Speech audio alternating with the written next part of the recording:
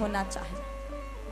अगर आप गुटखा खा रहे हो, तंबाकू खा रहे हो, चिलम पी रहे हो, बीड़ी सिगरेट पी रहे हो, शराब पी रहे हो, गांजा स्मैक ले रहे हो, तो फिर इस नियम का पालन करने पर आपको लाभ नजर नहीं आएगा, क्योंकि नशेड़ियों की भंगेड़ियों की कभी भगवान सुनते ही नहीं। सबसे पहले नशा छोड़ना पड़ेगा।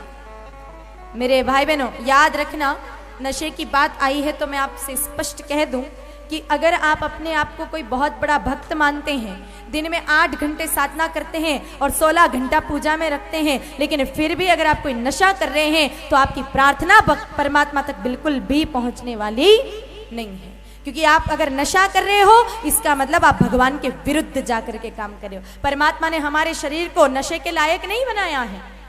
अगर नशे के लायक भगवान ने हमारा शरीर बनाया होता तो मुझे एक बात बताओ, गुटखा खाने वाला गुटखा खाकर के मुंह घुमा घुमा कर पूरा मटके की तरफ फुलाता है और फिर कुछ देर में पिचकारियां शुरू कर देता है। अगर भगवान ने आपके शरीर को गुटके के लायक बनाया होता तो आप थूकते क्यों हो? उस गुटके के रस को भी आप अंदर ही निगल जाओ।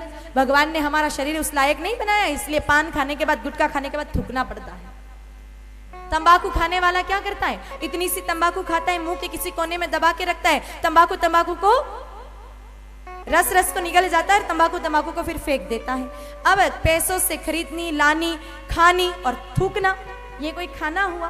खाना ही है तो एक काम करो, आप आधा पौन किलो तंबाकू लाओ, सुबह सुबह सब्जी में डाल करके खाओ या जूसर में जूस बना करके और फिर पियो, तो लगे कि तंबाकू खाई। इतनी सी खानी और फेंकना।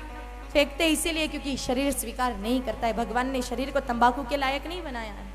बीड़ी पीने वाले, यहाँ पर बैठे लगभग 70% भाई बीड़ी पीते हैं। बोलो, बीड़ी कहाँ से पी जाती है? कहाँ से पीते हैं बीड़ी? मुंह से। और छोड़ते कहाँ से?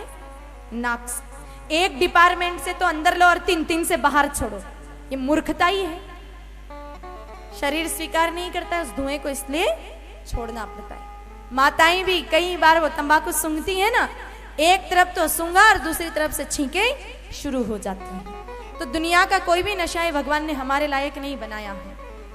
फिर भी आप नशा कर रहे हो तो पक्का मानिएगा कि आप परमात्मा के विरुद्ध जाकर के